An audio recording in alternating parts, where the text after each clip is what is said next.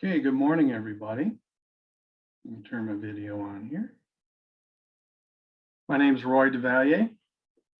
I'm the district manager for the Marquette MRS office, and this morning we'll be talking about business engagement. And in the title, it says business engagement, employee retention. I'm going to take it a little deeper.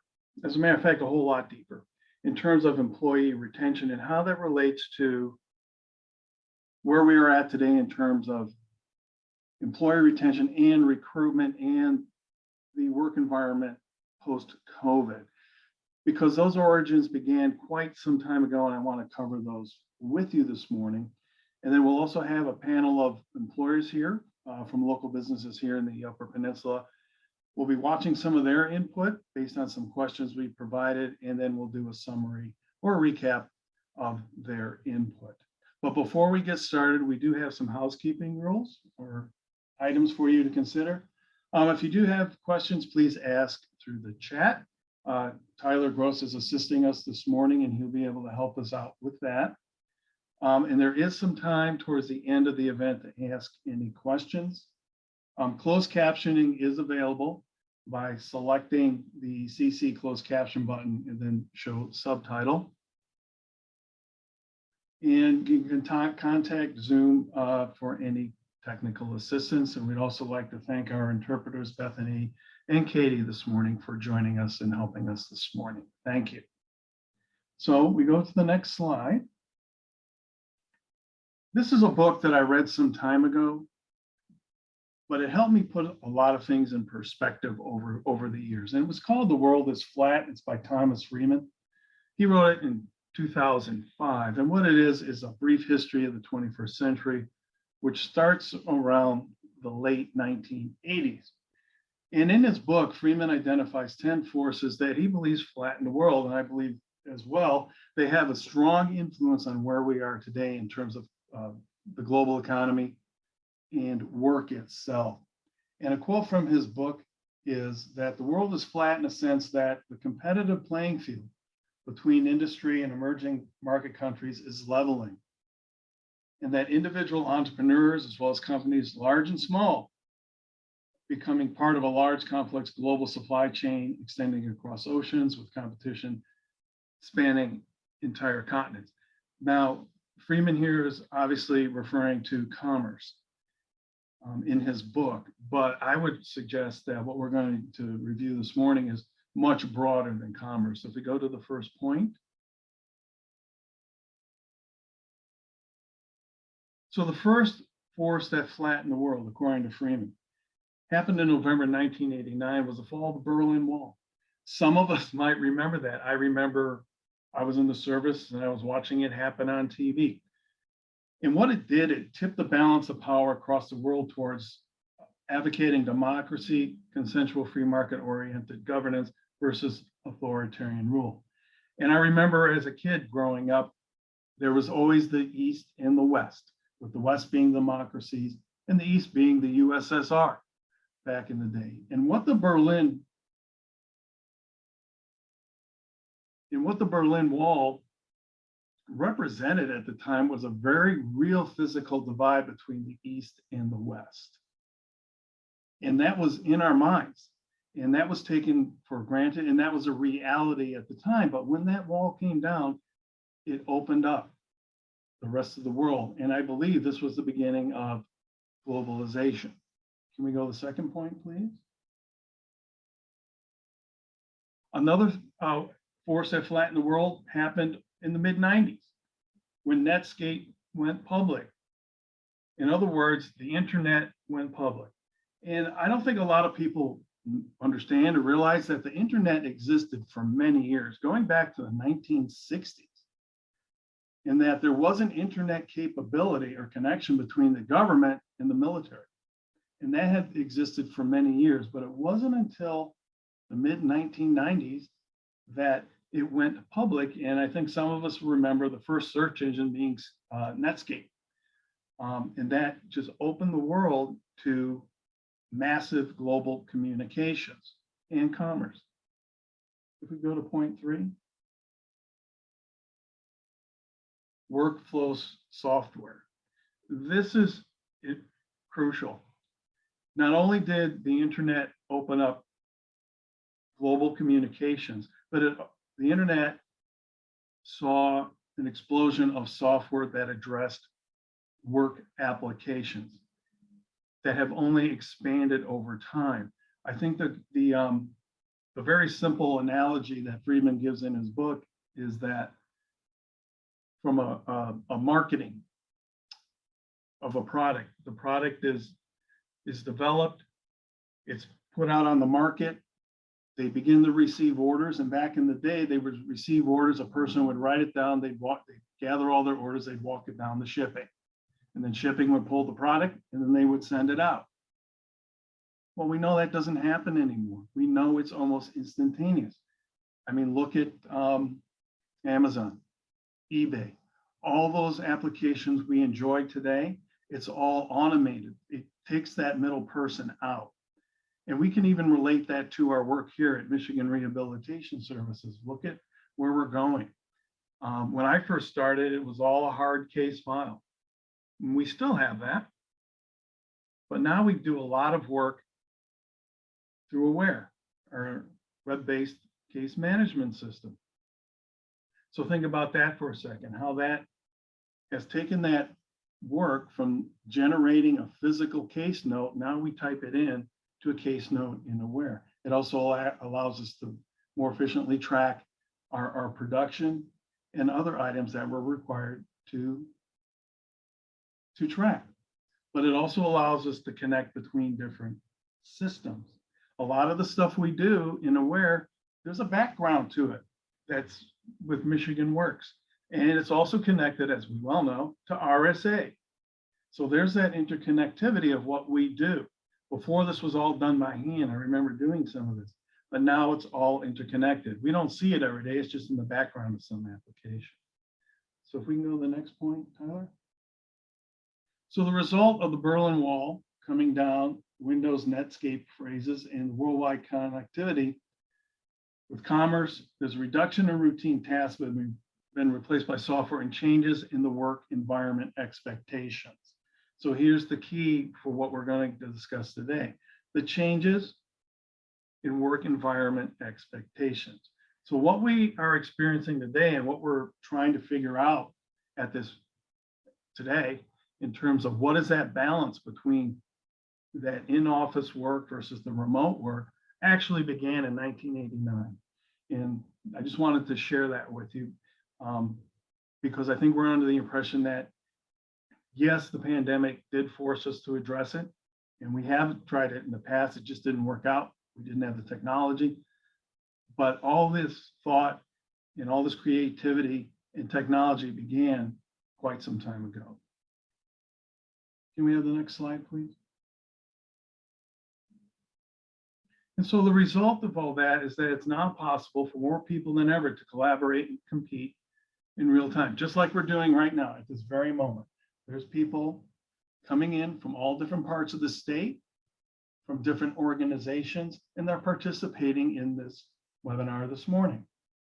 And it allows people with more different kinds of work from more different corners of the world or the planet to be on an equal footing more than any previous time in the history of the world. And what Freeman is referring to there is technology, globalization has been an equalizer across the globe in many parts of the world. And again, as I mentioned earlier, the origins of remote work through expansion of the global economy and advances of technology began years ago. It's just that as technology advances, we're able to take advantage of it in a real-time sense with better technology, better products that meet our needs, and we're able to communicate and conduct business in such a manner. But it also challenged the need for a physical work location, a new paradigm surrounding remote work, productivity, accountability, and the ethical use of technology. So in terms of the internet and all this new technology, everything being level or equal, that it really challenges us to think of what the physical work environment looks like and what it could be, or maybe should be. And as we're learning, well, that depends on your particular position. What position are you currently occupying? And what is that role? What does that require you to do? Are you interacting with the public? Do you need to meet with the public? Do you need that personal interface with a customer or a client? Or I'm just looking at spreadsheets all day and I can just get everything I need off the internet, or I can just reference something online. So it's really pushed us to a new paradigm to rethink the physical work environment and what that means and what it looks like. And what is the productivity associated with that? And of course, accountability. And we always have to be ethical in our use of technology, especially with our customers. Next slide, please. So again, going back pre-COVID, a lot of large corporations began offering alternative work environments, and these were based on an international business model.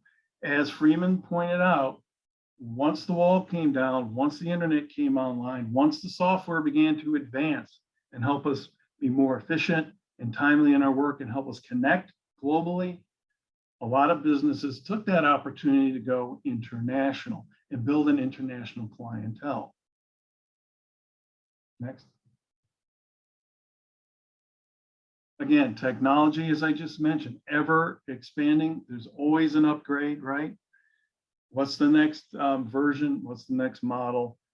Not only in terms of software, but in hardware.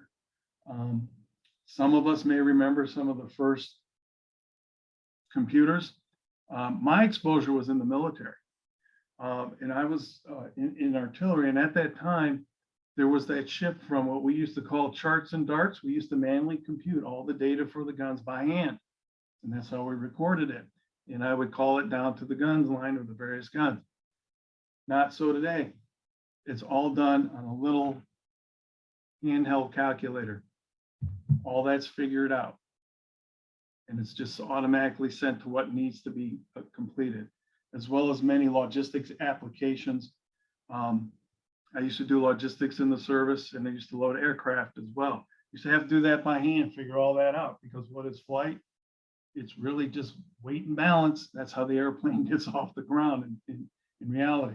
But now it's all generated through just a little handheld application. But we also see multiple generations in the work environment.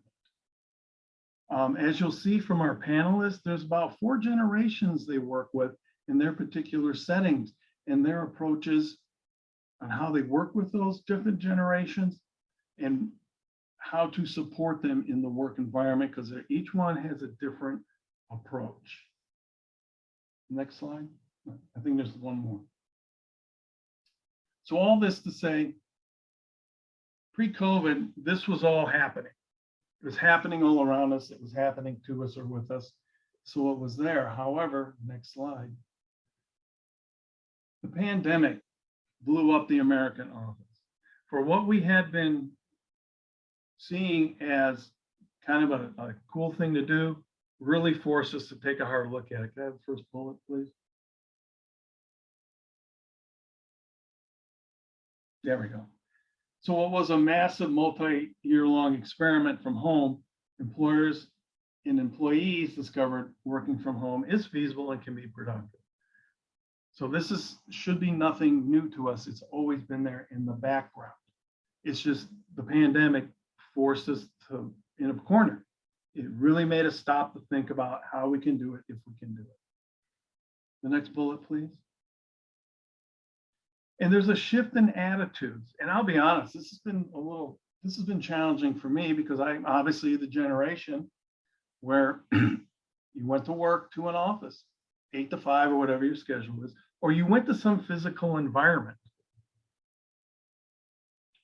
to perform your work, wherever that was, and whatever that work was, you were there on location. And that was the expectation. But now that expectation has shifted, in that we're beginning to see the reality and possibilities more the reality of working from home, and that most full-time workers expect to continue working remotely for at least a couple of days, or maybe 2 or 3 days a week, depending on your organization.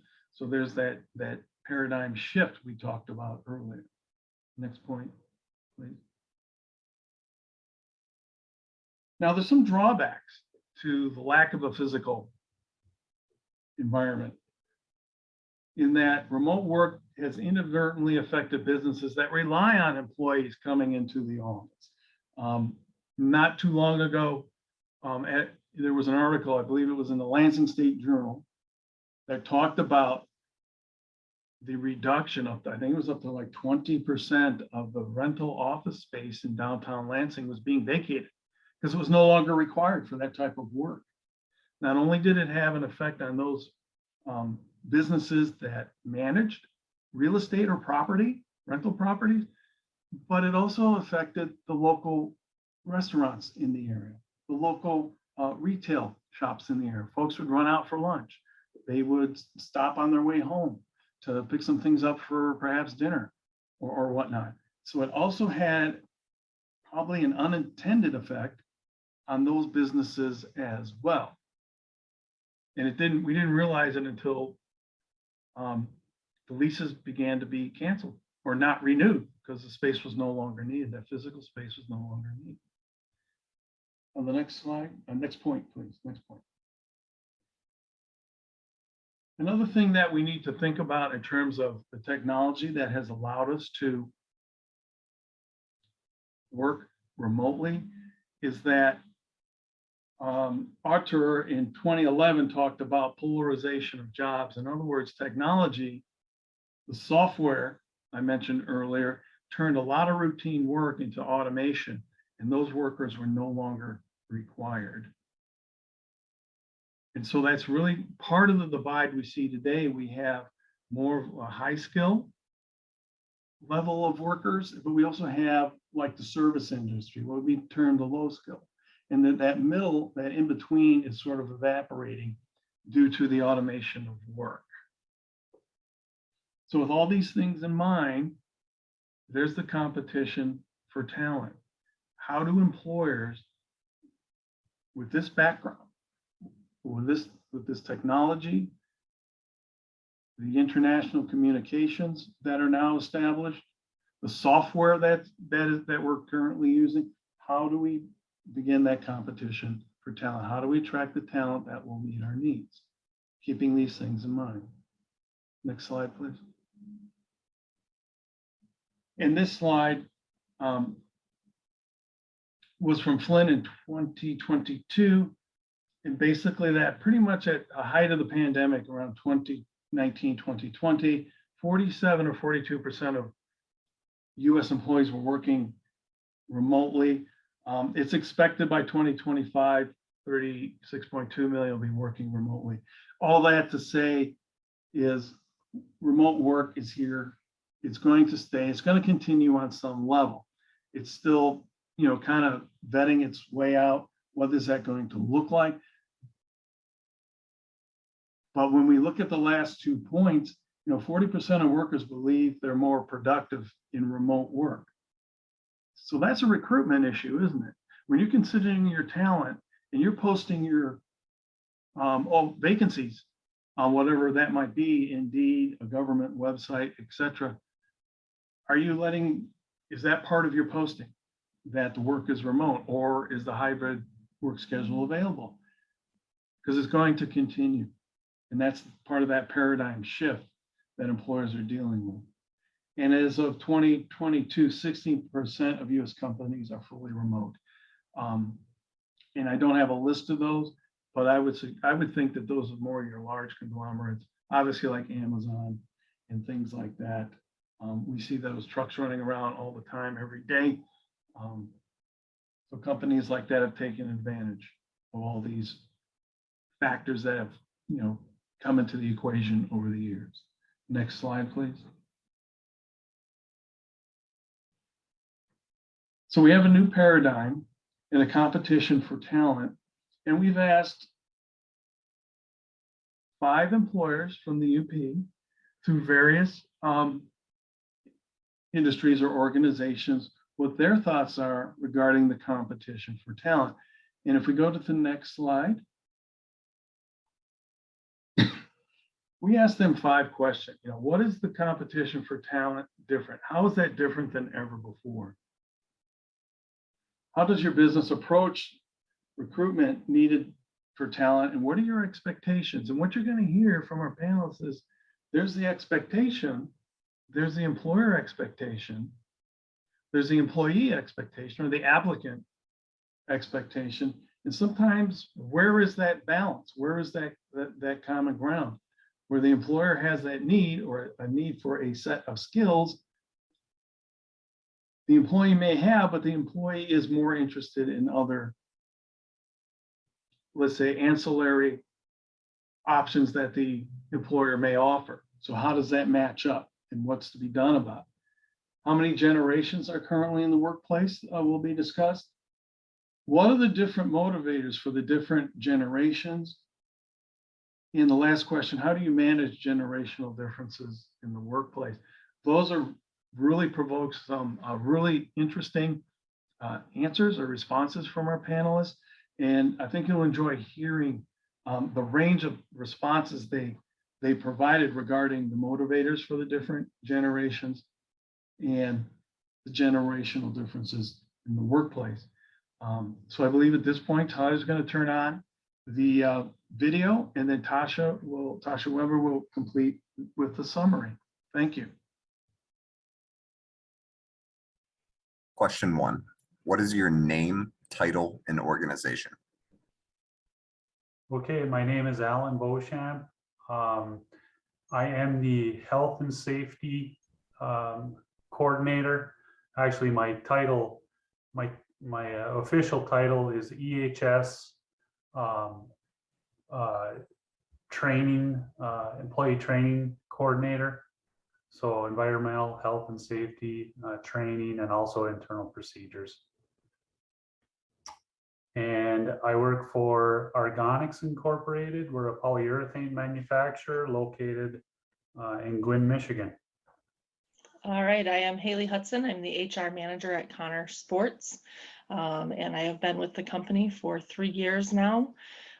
We are a part of a much larger corporation called Gerflor, but we are the U.S. operations for Connor Sports. We are responsible for making hardwood maple courts for basketball from the youth centers to high school, including college teams, NBA, and Olympic courts.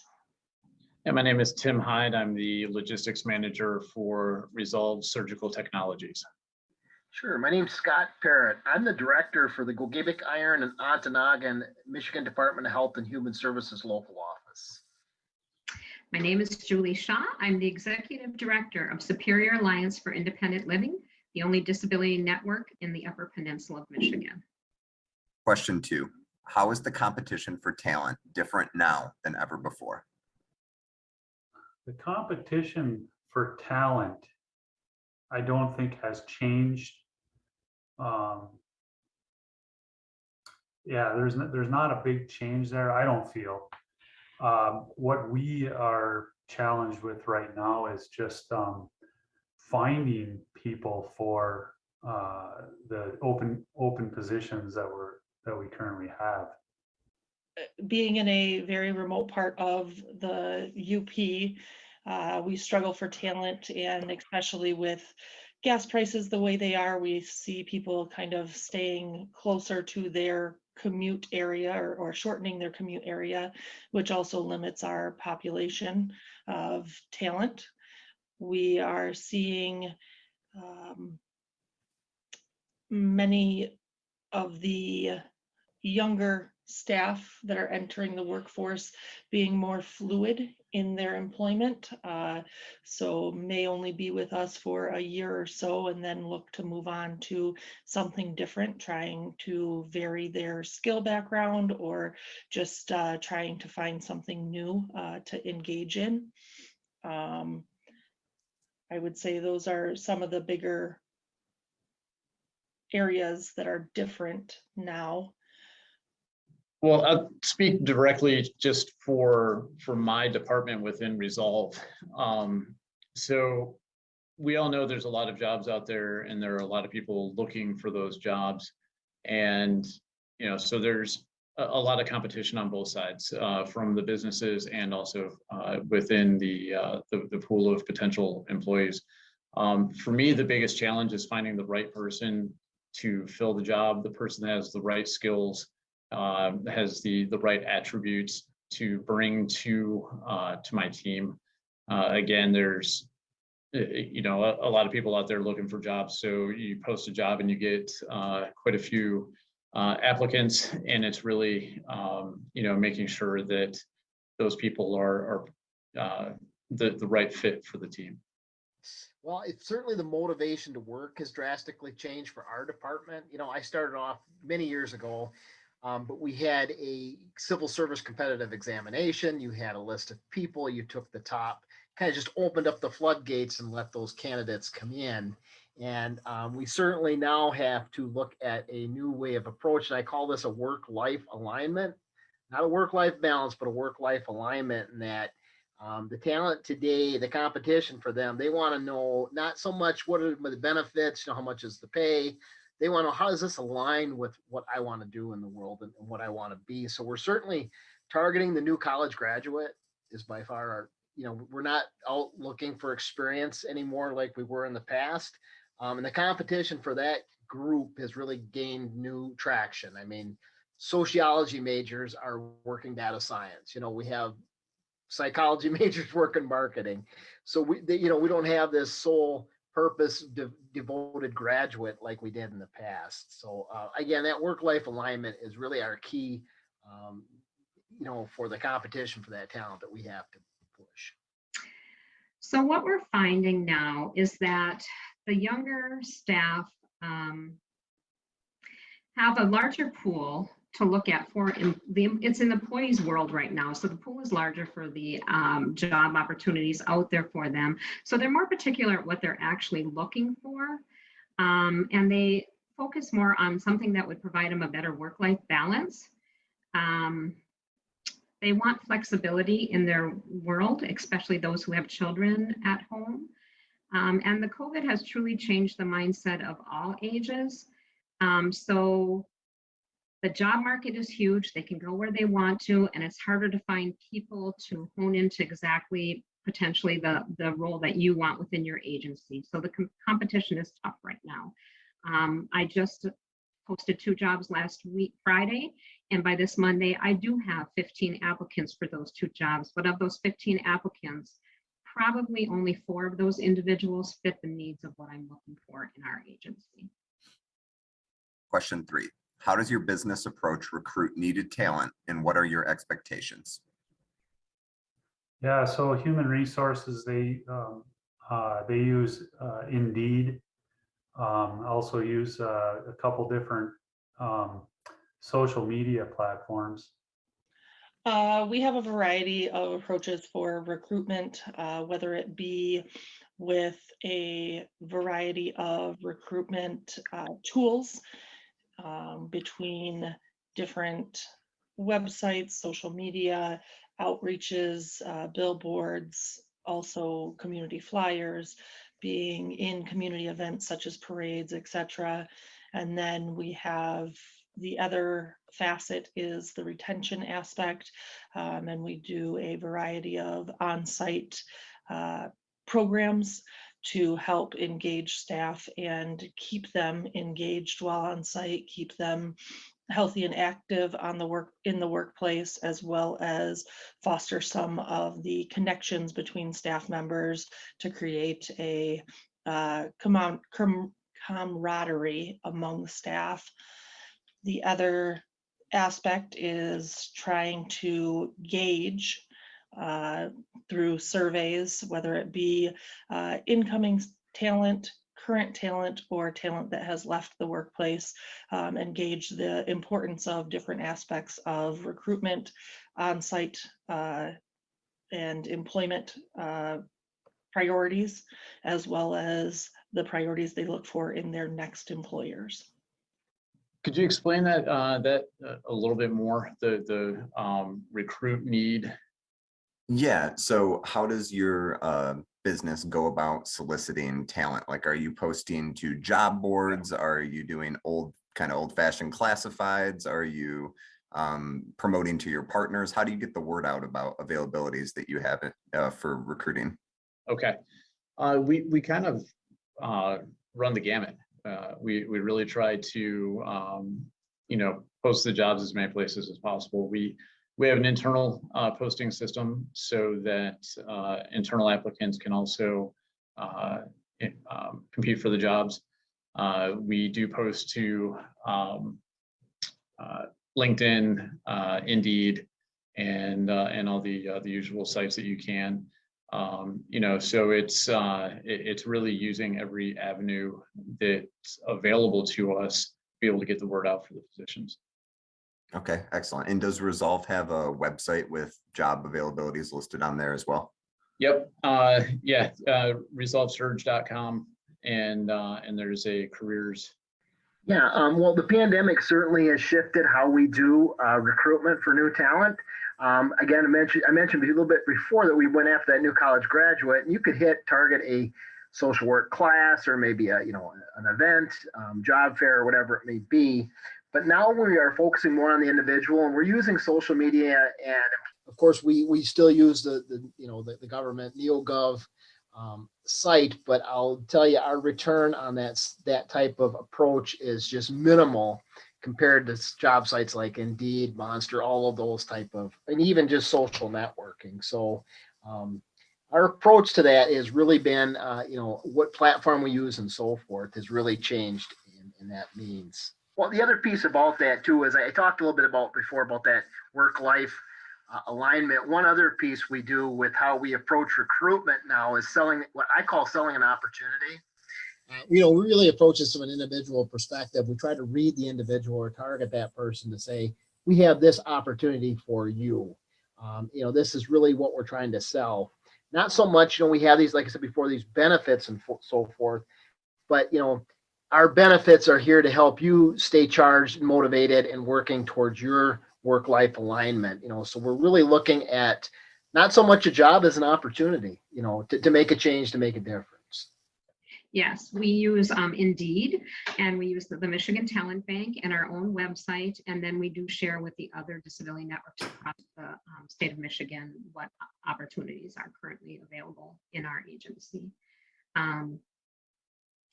And like I said, from that, we get a great pool. No longer the days of using our local newspapers or anything like that are appropriate. Indeed, we do seem to get the most hits off of. So. Question 4. How many generations are currently in your workplace? And I know for a fact that we have a few baby boomers and then Gen X, Y, and Z.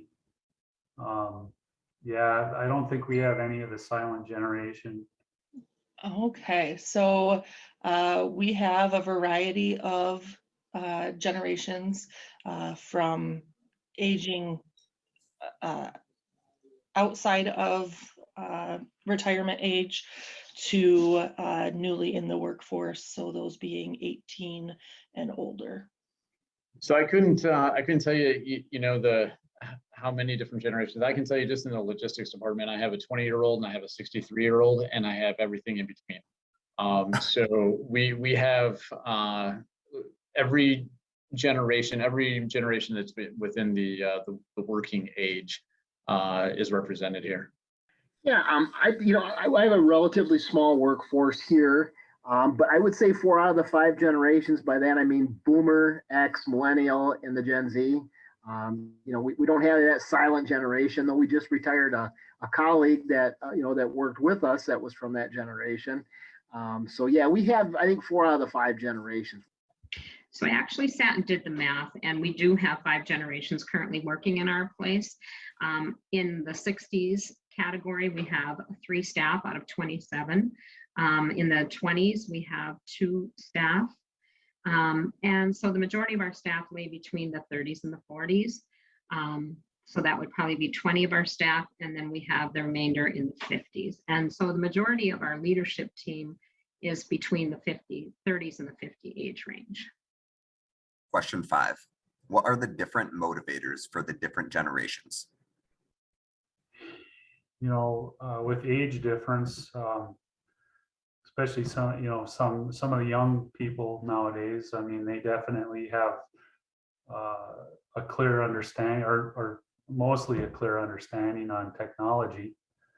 And some of the older generations, they struggle with that in certain cases. So that's definitely a barrier that we need to, put emphasis towards as far as training or, maybe placing those people in the right positions. There is some cross between generations, but from the results of recent engagement surveys and such, biggest motivators we're finding in our workforce right now is the work-life balance, wanting to have at least a 2 consecutive day weekend, limiting hours to 40 hours. And then the other aspect that seems to be of high importance is the benefit and compensation package, followed by having an opinion or voice within the workforce. Yeah, I think there's always the general thread that I think goes through every employee. And I just think when I look at the different motivators, I think that they prioritize the motivators differently. You may have one of the older generations where they're looking at the stability and also the benefits in terms of if they're towards the end of their career or getting into that part, they're looking at, okay, what's next? How am I setting myself up for that next step?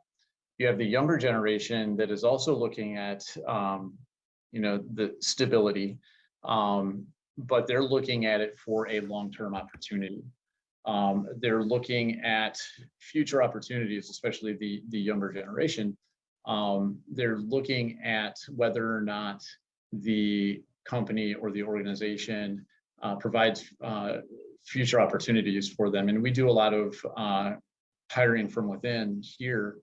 And so that's one of the things that, that younger generation is looking for. People who are kind of, I'd say, in the middle of their career are also looking at those future opportunities. They're looking for that growth. They're looking for what's the next step for me? How do I build on what I've been doing over the last however amount of time I've been here?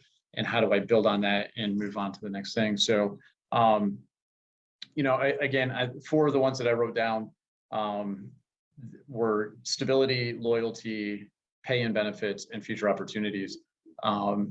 And again, I think that they're the same they're the same for each of the generations. They just prioritize them differently.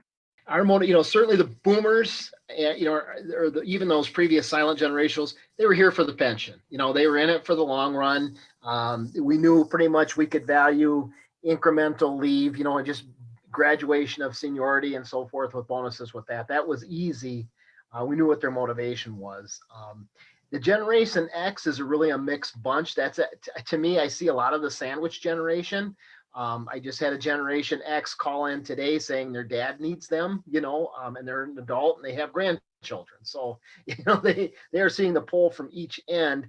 So their motivation, I see a balance of, they want to be a part of things. They want to say, hey, we want to, be a better part of a goal or a strategic mission. But it really comes down to, how can I maximize these benefits? How can I meet my life needs with what I have? So we have to be careful. So with them, we try to emphasize, I try to emphasize with my management team that we have flexibility, we have ability to meet your needs.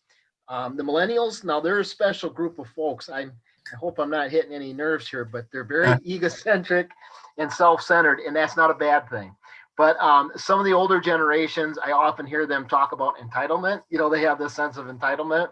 But to me, it's really exciting because for them, if you allow them some autonomy, if you allow them to be a part of what you're doing instead of saying, we're going to do this with you, not to you, it really energizes that group. They really come together.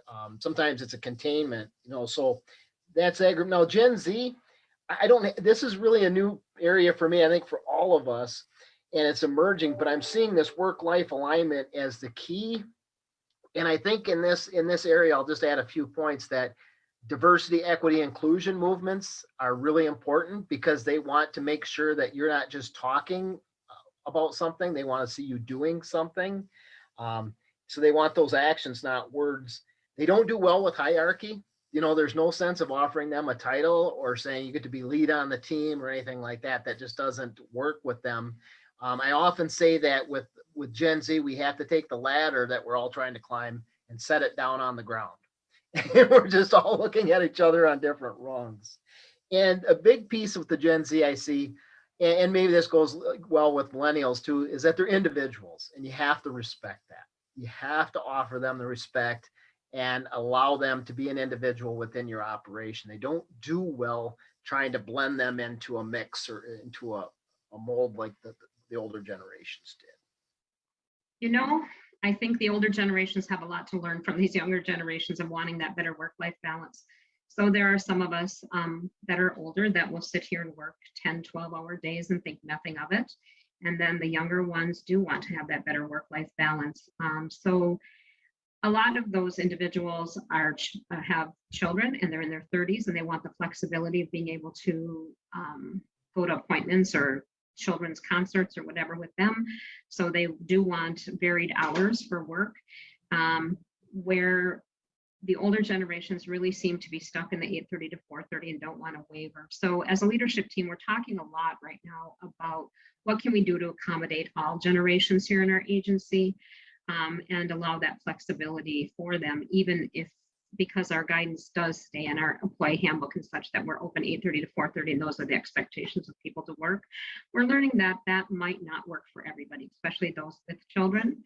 And so we're trying to figure out what would be that happy work-life balance, and as an employer, how can we accommodate that and yet get the work done that needs to be done? Work from home is something that is often asked in our agency, working with consumers face-to-face most of the time. That is not something that would really work for us working from home, but maybe 2 days a week out of the 5, they could do their reports and other things. So we're really trying to see what kind of a work-life balance we could provide for the younger generation to keep those staff on once we train them, because it takes a lot of time to train people in these roles and then they don't stay. So we have to figure out how we can retain that staff. The different motivators for these different generations, I will tell you that the younger staff do not see the value of benefits like health benefits, PTO. The younger generations use their PTO as soon as they have it. They don't save it they don't let it build and save it for when a vacation or should they get sick. They use their PTO almost as soon as they earn it. So that is a little bit difficult because they don't see the value of saving that PTO and what it really should be used for mental health days, whatever they do need, because this work can be very trying at times. They're also more open to talk about the pay. And for some reason, they feel that when they get a job here, that within 2 years, if they haven't gone up the ladder and taken another role in the agency, that they need to move on to another agency. We compensate very well. So we feel like that should retain employees with that higher wage in the beginning, but the younger staff do feel like they need to get raises more frequently, and if they don't, they move on or move up the ladder to a different role. And quite honestly, our leadership roles don't open very often because those people are of the older generations and they do hang in there a little bit longer. So we're finding some difficulty with that. Question 6, how do you manage generational differences in the workplace? Here, I think it's a comprehensive approach, looking at a variety of different solutions for the different needs of each individual, staff member, or what as a general consensus the staff has prioritized. So between those coming into the workforce currently here or looking for their next employer, trying to see what is motivating them in selecting their employer of choice. So I think managing the different generations, though, I think for me, in my department, I really look at management and leadership just along the lines of everybody is motivated by different things. Everybody responds differently to management. And so you have to modify how you approach each individual in each situation. And I've done that throughout my entire career. So it's just being able to understand each individual and what it takes to get them motivated and what it takes to get them to get to that next level and accomplish whatever the goals are, whether it's for the day, the month, or the year. I just really think it's understanding them. It's learning who they are, learning what they're about, and understanding what they need, and then also being able to convey to them what the company or what the department needs, and get them to buy into it. And so again, I don't approach it generationally. I approach it individually. Well, yeah, I think this is important. This is a great question. I love hearing this. The point here I really want to talk about is that, not too long ago, this was the unspoken.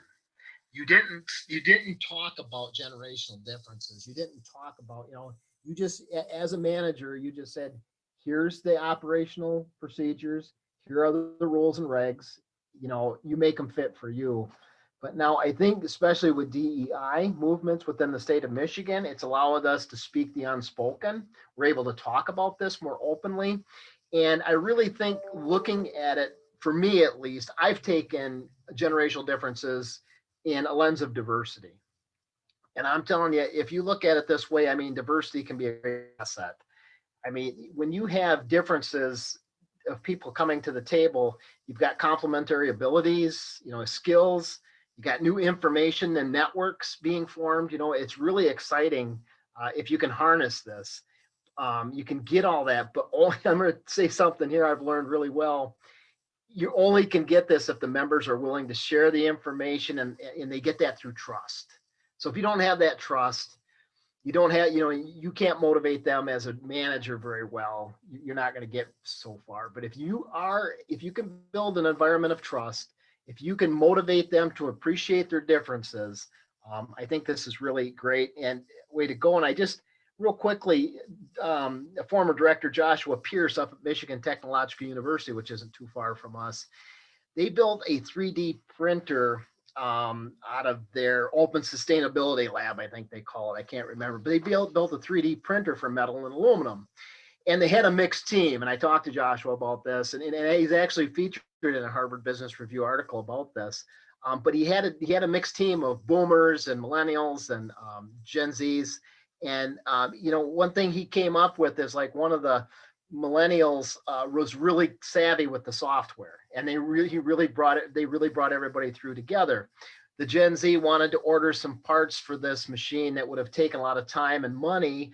And one of the boomers was like, hey, I used to machine as a kid. I'm going to build this part for us, and saved a ton of cash. So, just hearing Joshua's story about how they built this machine, what their projected costs were expected, and what they came in at was really exciting to see. Here's a guy who made it safe. They had this trust, and they were able to do that. So, one thing I look at when I look at this as far as motivation is I try to hit the win-wins for everybody. Kind of like try to figure out how we can benefit as many people as possible. And a few other things, I have to do some assumptions myself, or audit my assumptions, I should say. And by that, sometimes I have to check myself where I'm going to, what question or project I have based on who it is, because how I feel in security and safety versus how it will benefit the operation. And I have to check myself. And I do that. I question myself and where I went with what I did. I even throw them on the whiteboard to match that. And, the other thing, I really simple exercise I do is just kind of describe, interpret, evaluate exercise with people. And what I mean by that is, if we get a group of people that are having some challenges, and I think it's generational, I'll say, hey, I may force them to come up with another way of doing that, a different alternative interpretation of what they could have done. And usually that brings out those biases, and they start the discussion. So it's a lot of work, but it's worth it. And I think if you're going to work in government or any other field, that you really need to appreciate differences, that diversity is aspect of working across generations. Because if you try to compartmentalize and you try to put this job with this group and this job with this group and manage 5 different ways or 4 different ways, depending on the generations you have, you're setting yourself up for failure. So that's my opinion.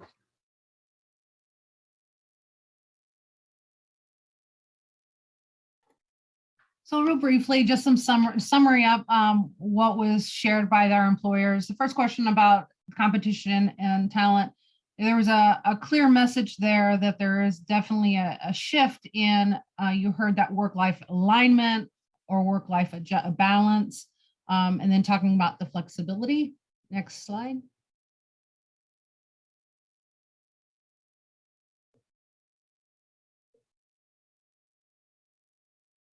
The next question was, how does our business approach recruit needed talent and what are the expectations? Again, talking about you heard social media, you heard Indeed several times, and it really did reflect back to that social media piece of it versus you heard one person say they just don't do the old fashioned classifieds. It just doesn't work anymore. Question 3, how are generations currently covered in the workplace? And you heard there are vast variety of generations in these work sites, and gave you a little bit of a summary of each generation having a little bit of different expectations. Next slide. What are the different motivators for the different generations? This is a big piece of this area where we were talking about there are some pretty significant differences in the generations, but I think again it goes back to what they talked about earlier, was that life work alignment or balance. You did hear them talking about benefits, and instead of it just I have the benefits, it's how can that reflect on my life and how can that impact me in a positive way. Next slide. This is still part of question 4, talking about remote versus face-to-face customers, working with customers, and just talking about, is it realistic for every job? Next slide. They would ask, how do they manage those generational differences? And I think that was a big piece of this as well, is that they don't approach it as just all or none, and they are really starting to look at individualized needs and priorities, and also looking at the talents that they have. Next slide. I want to thank all the businesses that helped us with this, and also our ASL interpreters, and we will now open it up to questions.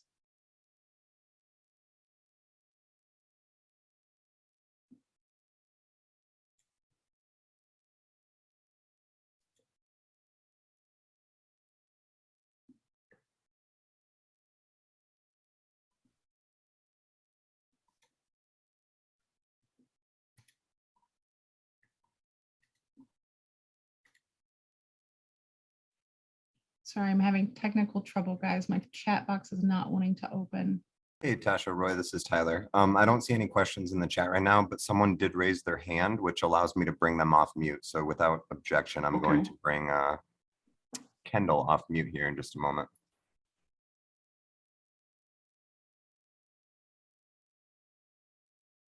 Question is, I understand in the let's say in the job aspect, even for the generations and stuff, even what you call the inflation price, it's kind of sad though, because the inflation prices and stuff, like the lady says, the workers want more wages, even for the younger crowd, because I was one of them, because I'm in the age of 20. and it's kind of sad because the gas prices are going up, groceries and everything is going up, and what else too?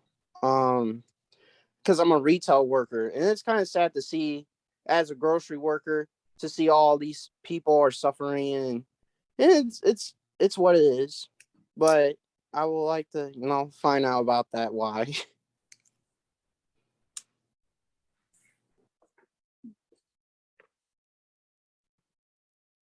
So Kendall, is your question or comment more along the lines of what employers can do to assist with the rising costs?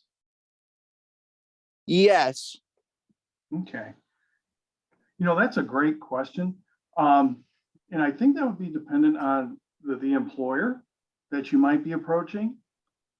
And that could be part of a negotiation in terms of the position itself. Or is that something that can be part of a negotiation as to the benefits or compensation associated with the position? But, I hadn't thought of that. That's a really interesting question. And I appreciate you bringing it up. That's a really different perspective. Thank you for sharing that.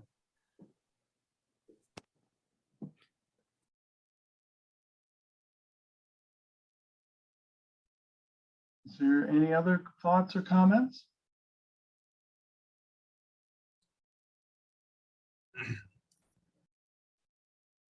Yeah, a couple comments here in chat. Not so much a question, but we had Vicky say that her dog is very interested in your voice, Roy, whenever you speak. So have that professorial voice.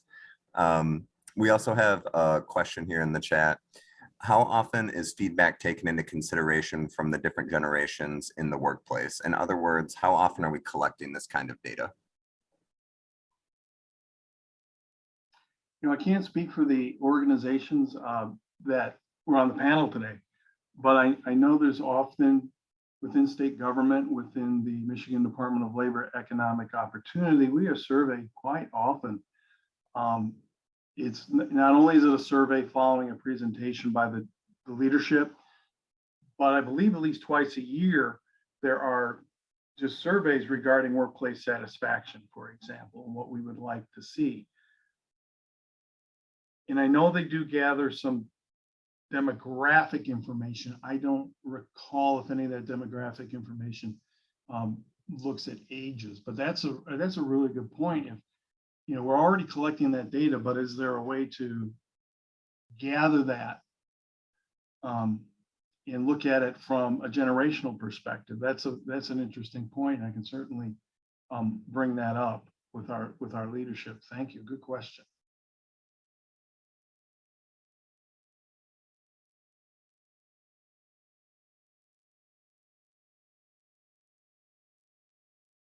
There's another comment, it looks like.